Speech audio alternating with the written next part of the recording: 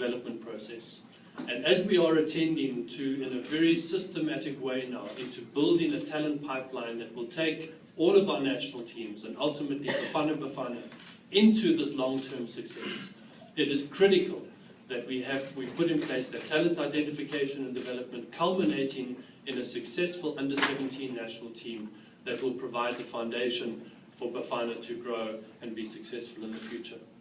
But medium to long-term success, which is what this process is about, is not the only thing that we are working on. In parallel, we are obviously working in a very significant way to say, how do we achieve immediate success with our senior men's national team? Because we have two very important dates with destiny. Our first one that looms on the horizon is the start of our qualification for Brazil 2014, for the FIFA World Cup in Brazil. That process begins in June with our first qualifier at home against Ethiopia and then away against Botswana. Those two matches set us on the journey to qualification for Brazil 2014. And coming in between that qualification process, of course, is the very critical process, a very critical event of us hosting the African Cup of Nations in January next year, 2013. And it is absolutely critical that as an association, that we have a team that will perform and do well at the African Cup of Nations. It's a very critical goal for us, because the whole country will expect it. And so we have to not only look at our medium to long-term development processes, which we are attending to, but we also need to look at the short-term issues. And today's announcements cover both sides, both of those two parallel streams. And so it gives me then great delight to announce 3 coaching moves that I think one of them will be a surprise, and the other 2, one is known already, but I want to re-emphasize it, and the third one is probably the worst kept secret in football at the moment. But let me start off with the short term and the immediate of making Bafana successful.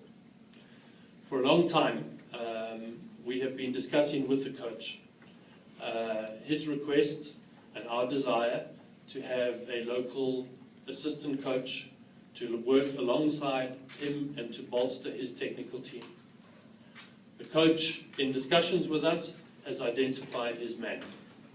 And it gives me great pleasure, on behalf of the association, to announce the appointment as assistant coach on a part-time basis of Mr. Steve Kompella.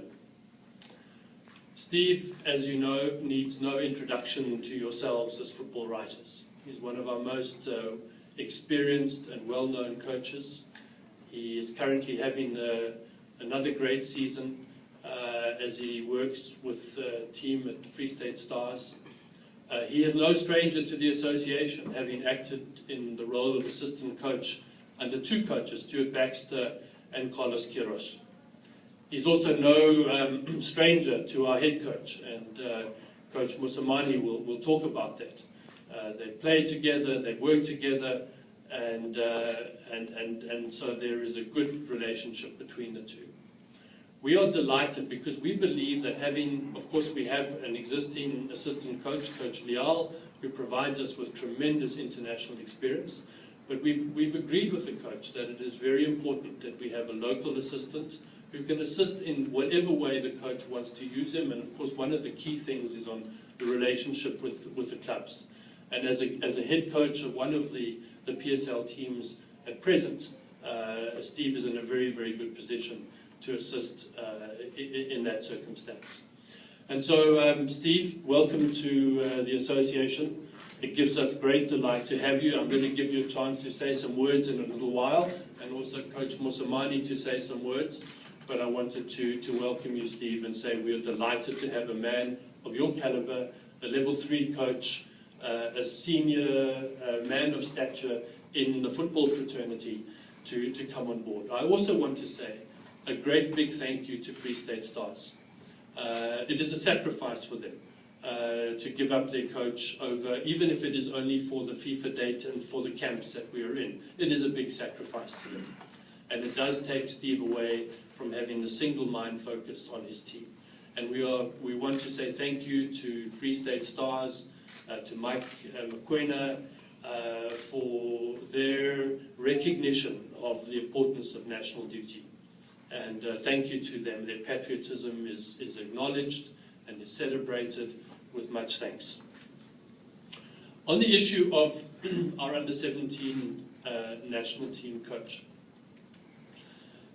the National Executive Committee this weekend took a decision at the recommendation of the Technical Committee to close down our Chan team as a separate team. As you know, when we played in the last Chan tournament, we decided to create a separate team with a separate structure known as our Chan team, our development team. Given that the Chan tournament in 2014 will be hosted here in South Africa, we took a decision, which was endorsed by the National Executive Committee, that the Chan team as a separate coached structure will no longer exist within the association. The team that will play in the Chan tournaments will be Bafana Bafana, with our existing technical team of Coach Mosamani, Liao, and now Kompela, who will control that team. Of course, it will only be made up of local-based players, South African players playing in the PSL or the NFD or in our amateur leagues, but it will still be Bafana Bafana. And so that team, which will represent us in 2014, will be coached by our national team coach. So it will not be a separate team. It'll be Bafana Bafana, around which the nation will rally. And that meant, of course, that we have in our employment a very, very experienced national team development coach in the name of Mr. Simon Gomani. Simon, as you know, has been the coach of the Chan team, but also he is no stranger to SAFA, having worked for many, many years with Mr. Horst Krita, who was the technical advisor to the association. Simon has worked on the academy manuals, on the coaching manuals, on the technical master plan of the association, and comes to us with a wealth of experience in football development, in youth development, and we believe that he is the ideal person to be redeployed from the Chan coach position, which no longer exists, to now become the head coach of the under-17 national team.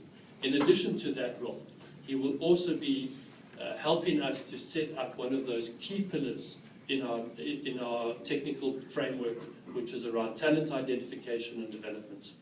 An under-17 national team coach, his eyes need to be on the under-14s and the under-13s, because that's where the journey to national team success begins. And so we've had a good conversation with Simon, and he understands that brief. And as such, we are delighted, Simon, to appoint you in this way, to redeploy you from your current position in the association to be head of the under-17 team. So congratulations on that appointment, on that new appointment.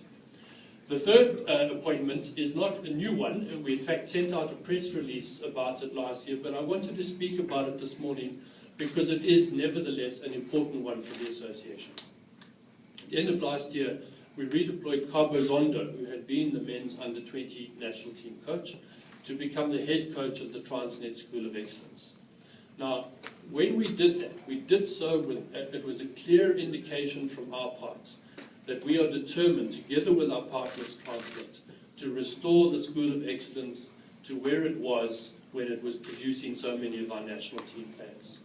And together with Simon, as the head coach of the under-17s, Cabo and he together, with the rest of our structures throughout this country, will be focused on identifying the 40 best under-13, under-14 players who will enter that School of Excellence in the next year, so that we are sure that out of that pool of players will come the core of our under-17 team. This is something we already do with our women's structures, where at the High Performance Centre, currently 70% or 80% of the under 17s and under 20s